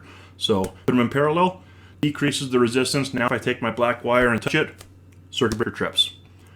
So what is the purpose of that aluminum wire? The purpose is to touch the armor. So once it's not touching the armor anymore, cut it. Doesn't do anything. This is fine. Here I've got AC cable. In fact, this is MCAP cable, metal clad all-purpose cable. And you can tell that because on the white wire, it actually says armor is equipment grounding conductor. So this complies as is. Little waste of materials here with the green screw. I don't know that I would have put that in there. There's nothing to use it for. So as is, this complies. All right, let's see here. So yeah, we got City of Houston will fail wall rough inspection if not bonding unless rough-in is only EMT. I don't know, man. I'd ask him for a written amendment. That's what I would do. Let's see here. Just to prove great content. Thanks, man. Good evening to you, Marvin. Appreciate it. All sorts of lols here. No flush required. Saw the conversation. Yeah. I installed transformer with hard pipe. Never had a problem. Exactly. Yeah, there's thousands of them, man. Can't prove a negative. Exactly. That's where, where does the code say that? Well, it doesn't. That's the point. AC cable is prohibited on 90% of the job drawings that you've done. Do you know why? No idea, Justin. I don't know why you would not allow AC cable, but you would allow MC cable. To me, they're essentially one and the same. Maybe because AC is older. There's areas like New York City, you still see miles of AC cable. Very popular wiring method. In my area, you never see it. The only place you would ever see AC cable is in healthcare. So it's just kind of an area thing, really. Let's keep on going. Man, I feel bad for my Facebook friends because for some reason, man, I just cannot get the chat board to come up on Facebook. You know what I'll do after the class? I'll just hang out and see if I can get it figured out. But I've got all of these YouTube comments, and I have nothing from Facebook. So I have no idea why that is, but I do apologize. So, no, it's not doing it.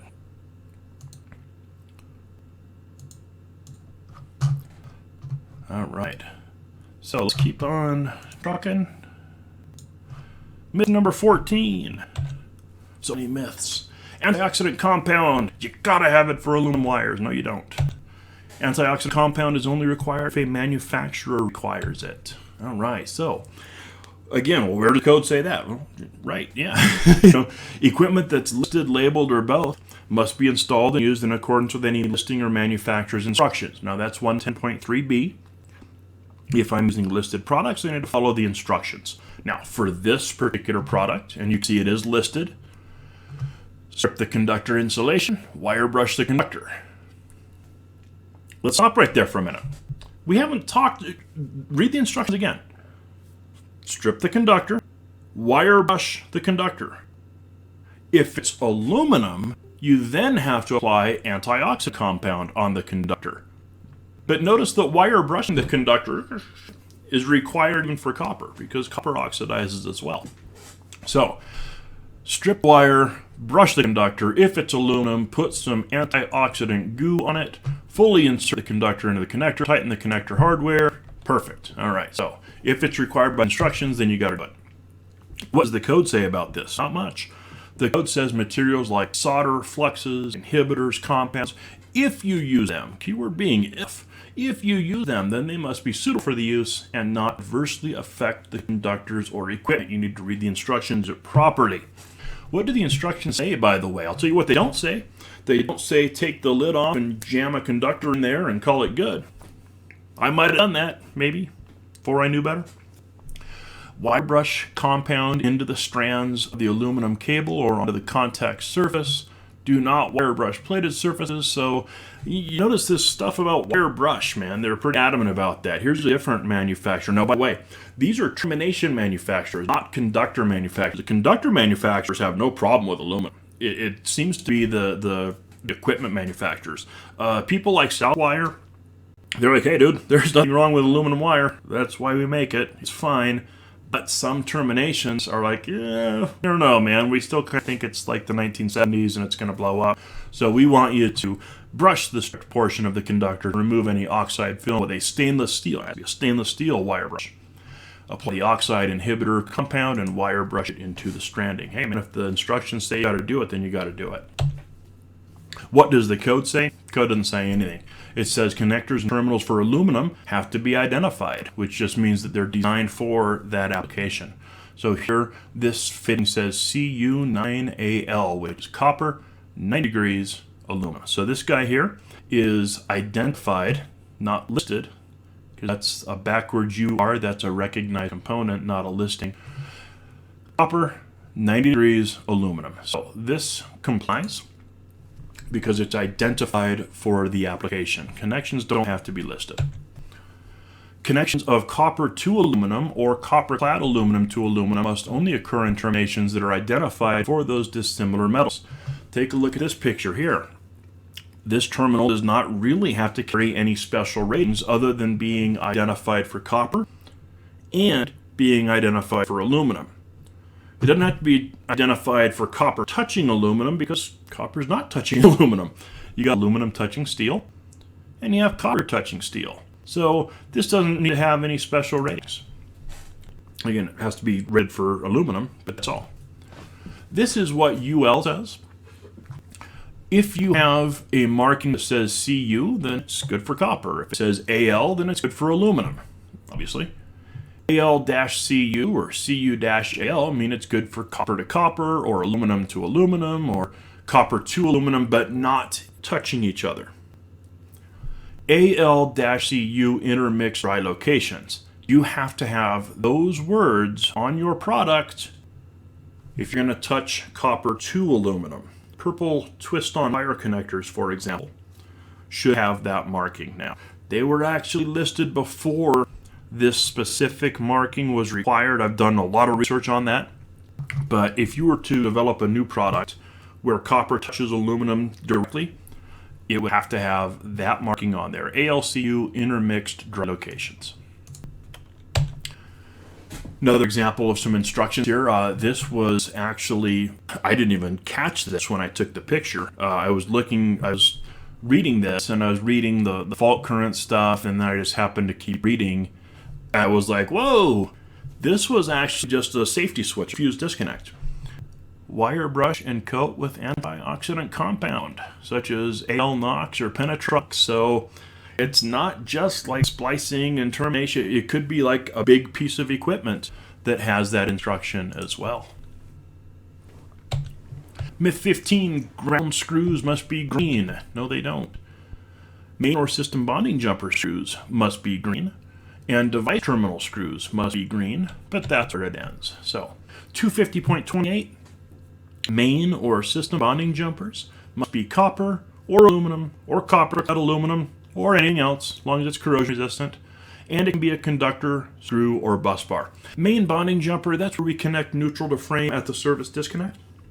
System bonding jumper, where we connect neutral to frame for separately derived systems. So maybe a transformer or a generator with a switch neutral.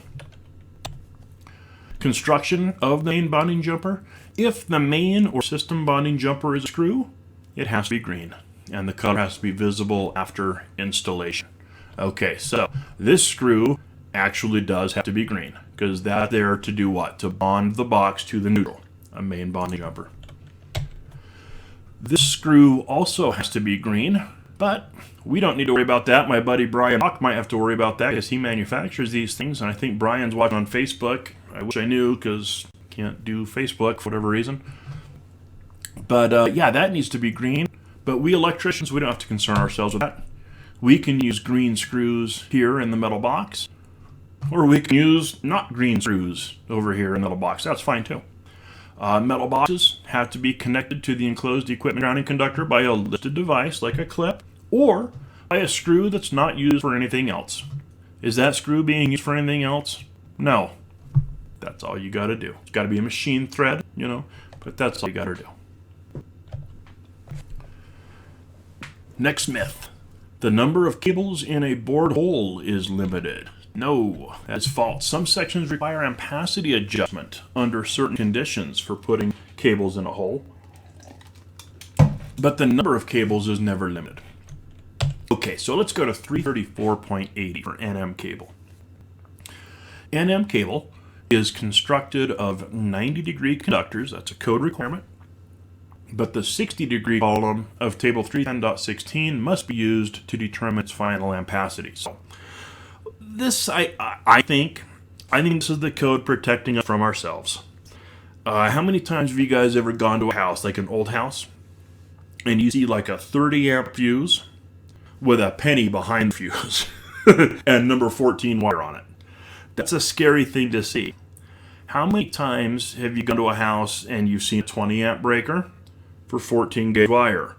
Or, let's be honest, man, go to Lowe's or Home Depot sometime and notice how many single pole 30 amp breakers they carry.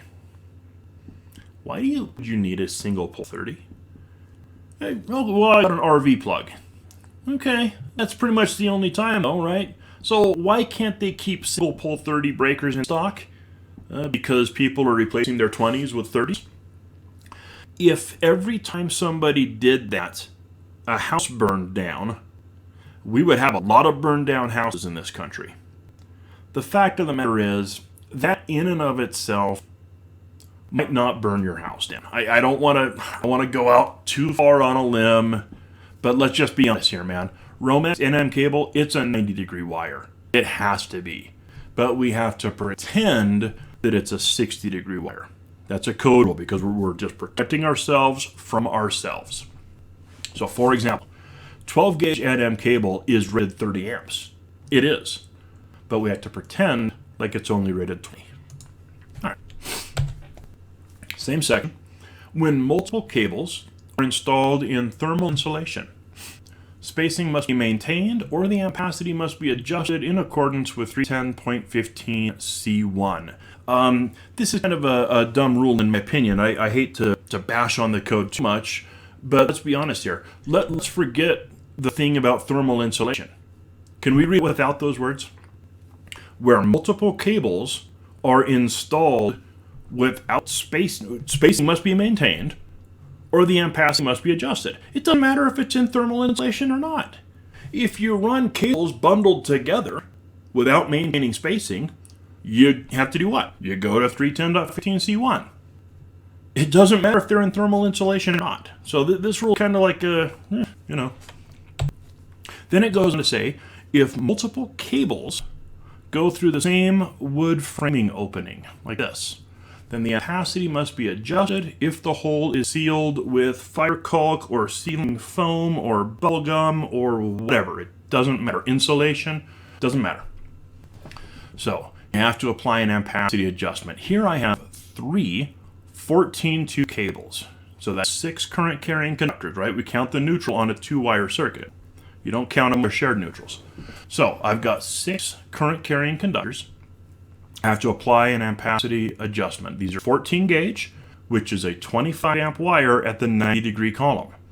If I go to table 310.15C1, that requires a 0.8 adjustment factor. So 25 amps times 0.8 equals 20 amps. So I'm fine, because the final ampacity must not exceed the 60-degree rating of 15 amps. So it's still a 15 amp wire. It actually has an ampacity of 20 amps. I'm going to put it on a 15 amp breaker, so I'm fine. Mathematically, this just doesn't become a problem until you got quite a few cables. That's for 14, 12, and 10 gauge wires. If you're putting 8 gauge wires, just do yourself a favor, put those through their own hole. 14, 12, 10 gauge wire, you can usually go up to 8 current carrying conductors before it's a problem. We made the same rule, by the way, in the 2020 code for MC cable and AC cable, and I think 338 for SE cable. So same concept, whether it's MC cable, AC cable, I need to adjust the ampacity here because it's not sealed, right? The fact that it's going through the wood framing opening is fine. It's if I seal it that I have to do something special. All right, let's see here. Yeah, Alexander, the only time you've ever seen a single pole 30 is with 12 or 14. Exactly. Absolutely. Yeah, Don, Brian, and Ron in the same class. That would be awesome. The Jolly in the house from Dundalkon. Nice. All right. Any issues with aluminum to copper and wire nuts without using the pop? Yes.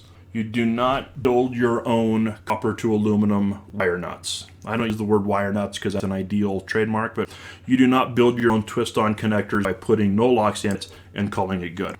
Buy listed products for that application. All right, let's see here. Looks like there's some barn work going on. I have no idea what that means. Awesome. Okay. Hey, here's something that's not a myth. Growing your own pot requires special illumination. That was clarified in the 2020 code. Horticultural lighting was added to the 2020 NEC for marijuana growing facilities. Did you ever think you'd be in a code class talking about growing pot? So, luminaires up to 1,000 volts, other than lighting track, you can't use track lighting, okay, may be used for horticultural lighting and must comply with Part 16 of Article 410. All right, so here's a picture of my basement. Not really. Requirements include limitations of horticultural lighting as general illumination source, also damage protection and GFCI protection as well. So if you're doing a horticultural lighting, which could be like a nursery or a grow place like this, I think my friends from Colorado sent me this. You have to make sure that you have normal illumination in addition to your horticultural lighting. Anyway, thought I'd throw that out there for a little bit of fun. Next myth. Got 3 more to go and then we're going to wrap up. Everything we install must be UL listed. No, that is not true. Nothing has to be UL listed. The code could not possibly require you to use UL listed products because UL is one company. We can't make a law that says you must buy this manufacturer's stuff or you must use this manufacturer's goods or services. That violates federal antitrust law. The code could never require something to be UL listed. By the way, only some things require listing at all. This is a listed product and it's not listed by UL. Is that okay? Sure. Listed by Intertech. Intertech, by the way, they've been around forever. ETL, Edison Testing Laboratories. So, yeah, they're not a new kid on the block here. Nothing wrong with Intertech or MetLab or FM or, TUV or, nothing wrong with any of these product testing laboratories. 90.7, some but not all equipment is required to be listed by a qualified testing laboratory with the proper equipment to test and inspect them. So, we do require some things to be listed. This is true. The use of listed products also removes the inconsistency of products being inspected by hundreds of different inspectors around the country. So If you're installing a product and it's not listed, and it doesn't have to be listed by the code, then me as an inspector, I have to look at it, and I have to decide whether or not it's safe. 110.3a gives me some guidelines. It says you're going to look at certain things like voltage ratings and wire bending space and durability, strength, specific uses. But my evaluation is going to be different than the next inspector's evaluation. And the next inspector, can you imagine if every product that we install, the inspector had to determine whether or not the product was okay to use? You would never have two inspectors in the world that agreed on anything. You couldn't. So we use listed products. Somebody at UL or Intertech or somewhere, they have tested it, and they said, okay, look, man, here's the product standard. Here's what the product has to do. We're going to test it and ensure that it meets the product standard. And if it does, we're going to put our certifying mark on it. Boom. So this one happens to be listed from UL. This one happens to be listed from Intertech. And they're equal as far as the code is concerned. Some people say UL listed, and I think the reason for that is UL in America, UL writes the product standards or develops the product standards. So this thing here that's listed by Intertech, they're testing it to make sure that it complies with a UL standard. But it's not a UL listed product, and it doesn't have to be. Now for listed equipment, the factory installed wiring and the construction of the equipment does not need to be inspected, except to check for alterations or damage. Hey, these are aluminum wires, man, and these terminals don't say aluminum on them. They don't have to. This was done in a factory, it's been tested, it's listed. You don't need to look at that kind of stuff. That's what 90.7 is there to tell us. In the 2017, they added this language, which I was thrilled to see. For listed equipment, the suitability of the product must be determined by application of requirements that are compatible with the code. So, look, man, if you have a listed product, it still has to comply with the code. The fact that it's listed doesn't mean anything. That doesn't necessarily mean that it complies. It's supposed to comply. Take a look at these little adapters here, especially this one on the left. You thread that into a lamp holder, and then you can plug in a cord. Not allowed. 410.90 says the lamp holders are for holding lamps and nothing else. These things do not comply.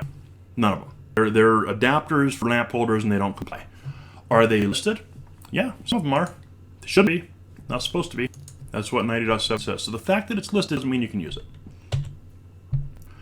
I saw Alexander says, yeah, OSHA maintains a list of testing labs. So yeah, and that's actually right here. Great point. 110.3c says listing has to be performed by a qualified testing lab. Now, some people say a nationally recognized testing lab, and the NEC does not use that phrase. And the NEC is not allowed to use that phrase. There's actually what's called the NEC style manual. And it says, hey man, in the code book, we don't say nationally recognized testing lab. We say qualified testing lab. Because a nationally recognized testing laboratory, that's an OSHA thing. OSHA, it's pretty well agreed, they are the keeper of the testing laboratories. Like, hey, well, who is a qualified testing lab? Is Bob? Is he a qualified? How do I know if they're qualified? Well, OSHA has a program called the Nationally Recognized Testing Laboratory. And if you're a testing lab, you pretty much want to be nationally recognized by OSHA. So it's understood that OSHA's list is the de facto list, but it's not just UL. In fact, the first one that was nationally recognized was actually MetLabs. CSA might be, if it's got a U next to it. Intertech, TUV, ARL, FM, there's dozens of them. There are some products that have to be listed, but not everything. For example, this is new to the 2020 code. Stationary generators rated 600 volts or less must now be listed, but that was not required until 2020. So don't tell me that everything has to be listed. There are plenty of things that do not need to be listed. There's an exception that says custom or unique generators may be field labeled if it's like a one-of-a-kind generator. And notice that this ends at 600 volts. Medium voltage generators do not need to be listed in the NEC. It's not required. Energy storage systems, new to the 2020 code, those have to be listed. And this one is. So this is a Sonnen, Son or Sonnen, I never know how you say that. This one's listed, right? There you go. complies to UL 9540. So again, UL writes the standard. For this product, Intertech did the testing. And that's fine. Nothing wrong with that. Okay, let's see here. Question from Michael or Kale. 15-amp breaker. Can you run travelers for a 3-way switch on that circuit with 14.2 if you're also bringing power with the travelers with a separate run of 14.2? Interesting question, and I actually inadvertently, I think I'm going to answer that on myth number 20.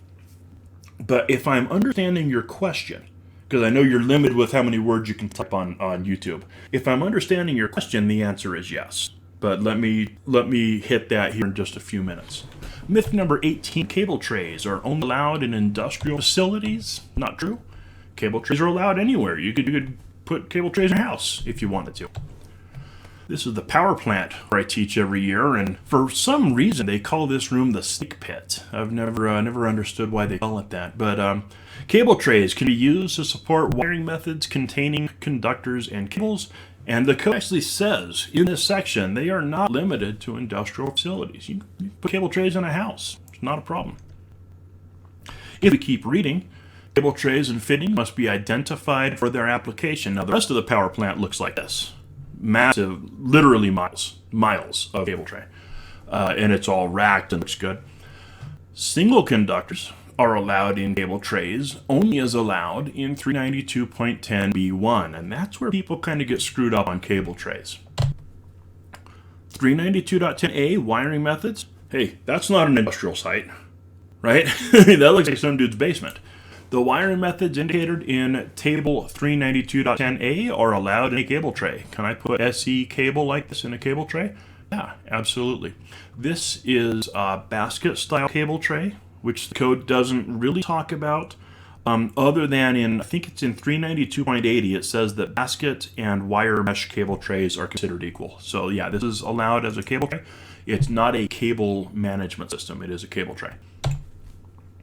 In industrial locations with qualified persons only, single conductors are cables size 1 or larger if they're listed and marked on the surface for use in cable trays are allowed. So this has a TC rating on it, even though it's a THN conductor, it's rated for TC, it's 1 or larger, and it's in an industrial location, so you can put single conductors inside of there. That use is limited to industrial. So if I'm using single conductors, THN, whatever, that has to be in industrial. But if I'm using cables like these, yeah, that's fine. Do it in your house, not a problem. That would look nice in a house, too. Number 19, NM cable is not allowed in other than dwelling units, commercial. Of course not. You can put NM cable in commercial buildings all day. The permitted uses of NM cable depend on the building's type of construction. Okay, so 334.10, certainly I can use NM cable in a house like this. Types NM and NMC. Underlined code text right there because that was changed in the 2020. It's not that we're newly recognizing NMC. We're actually not recognizing something that we used to recognize, and that was NMS. Article 334 used to cover types NM, NMC, and NMS cable. NM is the Romex that we all know and love. NMC is the corrosion-resistant variety of NM, which I have never seen, and I bet you haven't either. If you're a manufacturer of a corrosion-resistant, non-metallic, flexible cable, you're going to get it listed as UF, because UF cable actually has some really nice permitted uses that NMC does not. So you're going to see NMC because there's no reason to manufacture it. The code used to also cover NMS cable, non-metallic sheath cable with a signaling conductor, like a 18-gauge wire inside of the same cable. Quite frankly, it was before its time. It was a little bit too sci-fi for its own good. Back in the 1990s, there was something called the smart house, and man, it was going to take over the world. Man, everybody's going to have a smart house, and your ceiling fan will talk to your TV, will talk to the light switch and the receptacle, and it's going to be this harmonious, unbelievable Star Trek thing, and nobody bought it. Like, nah, I don't think so. It was there were some fatal flaws to the concept. It was, well, what's that word? Where it's like only one manufacturer, proprietary. It was way too proprietary, so it didn't work. And now what's funny is, like, that was in the 90s. Now we are making houses like that. Now our stuff does talk to each other. But we got rid of NMS cable in the 2020 because it was never manufactured. Nobody ever bought it. It just didn't take off. So where can I use NM cable? 1 and 2 family dwellings, including their accessory structures. So yeah, wire a house, twin house, duplex, knock yourself out. Number 2, multifamily dwellings, apartments, that are allowed to be type 3, 4, or 5 construction. Okay, I'll explain that in just 1 second. So just kind of take my word.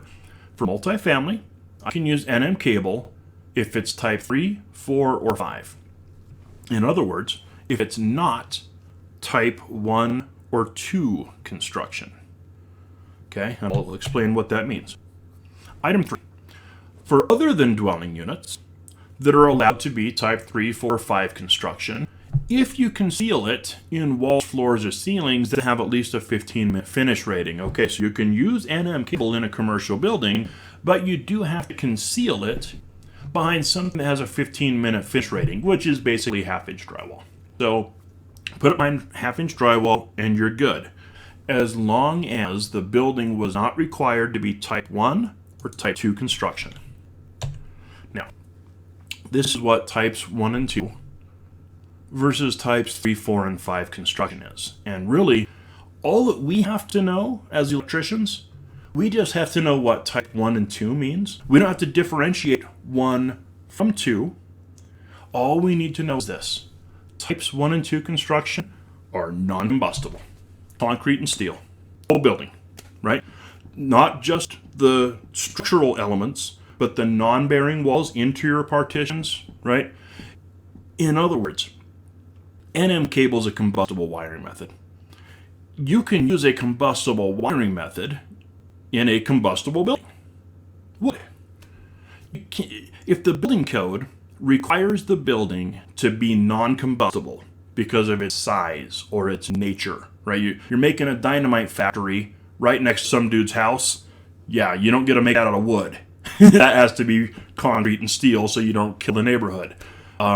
If the building code says you have to build your building non-combustible, then you have to wire it non-combustible. That's really all we have to know as electricians. No non-combustible items are allowed in type 1 or 2 construction, except there's a list of like 21 items in the IBC, the International Building Code. Handrails can be one. Doors, cabinetry, backing inside the walls for like grab bars, things like that. But that's it. The walls, the ceilings, the floor ceiling assemblies, the structure, all of it has to be non-combustible. If that's the case, then you can't use NM cable. But if you see wood in the building as part of the built element, like a floor or a wall or anything, if you see wood, it's either type 3 or 4 or 5.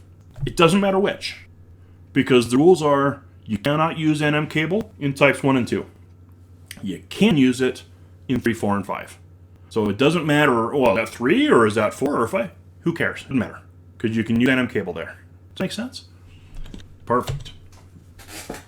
Is there a designated place in a building to find its type of construction? Really, Patrick, the only place, man, is on the approved set of plans. You got to look at the set of plans. On the first or second page, there should be what's called a code justification. That's going to have your type of construction, your use and occupancy, your occupant load, your occupant design, your load factors, all of that. So on the approved set of plans, it should say what your type of construction is. I hate what I'm about to say, but it is what it is. It says you can use it in commercials that are allowed to be type 3, 4, or 5. Take a Walmart, for example. Is a Walmart type 1 or 2 construction, or is it type 3, 4, or 5? It's probably type 1 or 2. Right? It's non-combustible. You don't build a Walmart out of wood, right? It's concrete steel. But here's the thing. You probably could build it out of wood, as far as the code is concerned. If you put it far enough away from your property lines and everybody else, you probably could build it out of wood. So the fact that it's permitted to be built on wood means you could use NM cable. So this is a dicey one. It requires electricians to be architects, which I hate. I understand the logic, and I think the logic is sound. But I hate the fact, I really do wish it just said, look, if it's type 1 or 2, no Romex. If it's type 3, 4, or 5, fine, use it. I don't use the term Romex very often. NM cable. The last one, myth number 20. All conductors of a circuit must always be in the same raceway or cable. Well, that's generally true, but that's not always the case. Isolated phase installations are covered in 300.3b1 exception, 300.3b3, and 300.5i exception number 2. All right. So, here's the general rule. This is for parallel conductors. When conductors are installed in parallel, each phase and neutral must be in each raceway, cable, cord, etc. So each one of these conduits needs to have black, red, blue, white, black, red, blue, white, black, red, blue, white, right? Each one of these things. Oh, I ought to address this. Yeah, the building permit should tell you, is an exterior wall a wet location? No. Is an exterior, yeah. So no, exterior wall isn't a wet location. Outside of the exterior wall is a wet location. Okay, so the general black, red, white, in each of my raceways. There's an exception, however. Isolated phase and neutral conductors may be in underground non-metallic raceways if the raceways are in close proximity to each other and 300.20b is satisfied. All right, so here I have all of my blacks in this conduit, which I'm sure they're probably going to tape as neutrals. Never noticed that before. All my browns in one, all my oranges here, all my yellows in this one. That is perfectly fine for underground installations that are non-metallic completely and totally. Like if you have a metal 90 in that, then the jig is up. You can't do that. It has to be completely non-metallic if you're going to use this exception. Here's another example. All my neutrals in this one, all my yellows in these two, my oranges here, my browns here. They're going to come back tomorrow and install the bushings, I'm sure. But yeah, you can do this in individual raceways like this. The issue is inductive heating. That's why we have to, and we've known that since the 1897 code. 1897 code actually says you have to put each conductor of a circuit in the raceway. But you don't have inductive heating when the raceway is non-metallic. What are you heating? If it's a metallic raceway, you're not allowed to put one wire inside of it and run current through it because you'll heat up the raceway. You're not going to heat up plastic. That ain't going to happen. So there's nothing to heat up. So it's not an issue. So do this for an underground installation. It's fine. 300.20 does have to be complied with.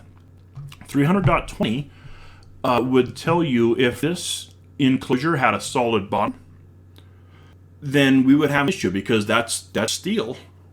So I couldn't have the individual ones going through that because it's a steel enclosure. So what you'd have to do is you'd punch all the knockouts and then take your Sawzall and cut continuity between all of the holes, because as weird as it sounds, that effectively makes it one opening. If I have two holes and then I cut a slot connecting them, then I really have one oddly shaped opening. And if I had 8 raceways with holes cut through them, then that would be one opening. One other issue you'd have to deal with 300.20, if you had a solid bottom, cut a hole through the knockouts. What about lock nuts? Lock nuts are going to be steel, right? So now you're back to the problem. You can induce all that heat on the lock nuts. Well, use aluminum lock nuts, non-ferrous lock nuts, because aluminum's non-magnetic, non-ferrous, doesn't have iron, so you're not going to induce heat on it. The one question that was brought up, well, okay, so questions on non-metallic and non-ferrous. Yeah, it's a good question, but let me do this really quickly. Before I do that, there was a question about sending, where was it? I don't know where it went. About the 14.2 travelers, though. If I'm understanding the question, and I'm not positive that I am, but if I'm understanding the question, I think what was being asked is I have two three-way switches. Could I run just 14-2 between them for my travelers? Not carry neutral through, not carry the switch, just two travelers. Because that would only be one energized conductor. One's always on, one's always off. Could you do that? Yes, you can, because it's a non-ferrous wiring method. It's cable. It's a non-metallic cable. Now, if your three-way switches were in metal boxes, then you can't do that. But if your three-way switches were in plastic boxes with plastic non-metallic cable, then yes, you could do that. All right. Oh, Dave, you're killing me. The Article 410, Part 16, horticultural lighting should be a new Article 420. Yeah, of course. Yeah, got it. Let's see here. Penny Fuse, next talk should be about types of construction. I've been thinking about doing like a full-blown, let's really talk about Romex class, like 334.1 through 334.108. And I think I'm going to do that one of these times. Let's see what else we have here. Aluminum shouldn't be a problem. Okay, so, yeah, great question, Dan. Aluminum is non-ferrous. And an underground installation, if it was aluminum, from a theory perspective, it shouldn't be a problem. But there's an issue with that. Number one, the code just says, like, no, it has to be non-metallic. The other thing is we don't bury aluminum underground. Aluminum, would corrode immediately. Now, I guess you could protect it, but the deal is no. The code just says, look, man, this is already weird enough. All right, so let's not make it too open here. Got to be plastic. You got to do it this way, and if you don't do it this way, you can't do it. So it's not allowed with aluminum, even though it probably should be. NFPA does not recognize humor. I try to make the code making panels laugh sometimes when I make code change proposals, and hopefully they understand that that's my intent. Like in Article 422, for example, for GFCI appliances, it used to say like you have to have GFCI protection for cord and plug connected high pressure spray washers. But the way it was written in the code is it said GFCI protection is required for high pressure spray washers, cord and plug connected. And it's like, so I made a proposal to change it, and I'm like, okay, you should change this because right now it looks like Yoda with this, and that's why you should change it. So I try to make them laugh once in a while. I don't know if it worked or not. Probably just upset them. By the way, I'm Dan Coyote. This is my KGB name. Is good, comrade. Is good. All right. Does what you said about liquid tight flexible metal conduit being able to use the 75-degree column if marked for it hold true for liquid tight flexible non-metallic as well, even in wet locations? Great question, Alexander. As far as I know, yes, it's limited to whatever it's rated. By default, it's rated 60 degrees, but it could be marked for 75. Could you put 75-degree conductors and use them at their 75-degree ampacity? Yes, you can.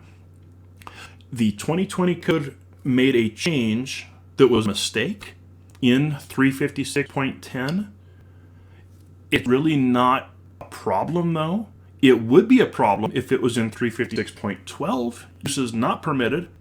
But 356.10 and all of the .10 uses permitted sections are somewhat meaningless because they're not intended to be an all-inclusive list.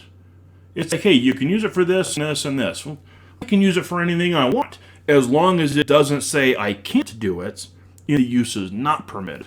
If it said uses not permitted, you can't do this, well, now we have a problem. So my answer is yes, you can absolutely put 75-degree wire in a 75-degree raceway and put the 75-degree ampacity on them, even in a wet location. Yes.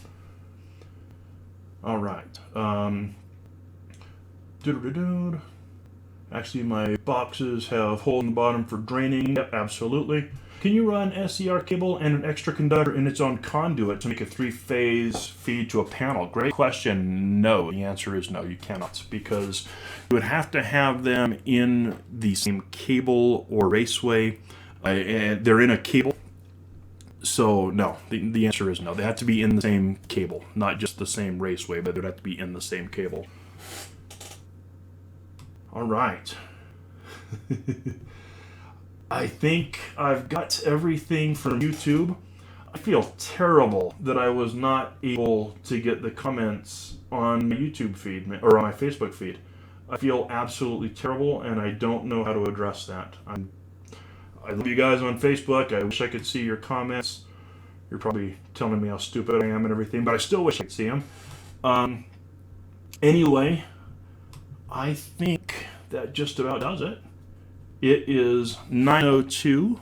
My intent was to go for 2 hours. We went for 2 hours and 2 minutes. So I hope you guys are okay with that. So it's been a great night. Yeah, uses not permitted for RMC. There are none. Yeah, exactly. Same with IMC. No use not permitted. Thanks, guys. It was great seeing you all, and I hope you got something out of this. I think you're going to do this again. I really enjoyed it, and I hope you did too. So with that said, I think I'm going to shut the door and bid you all adieu. So thanks very much indeed for hanging out with me, and I hope you enjoyed it. Thanks, everybody.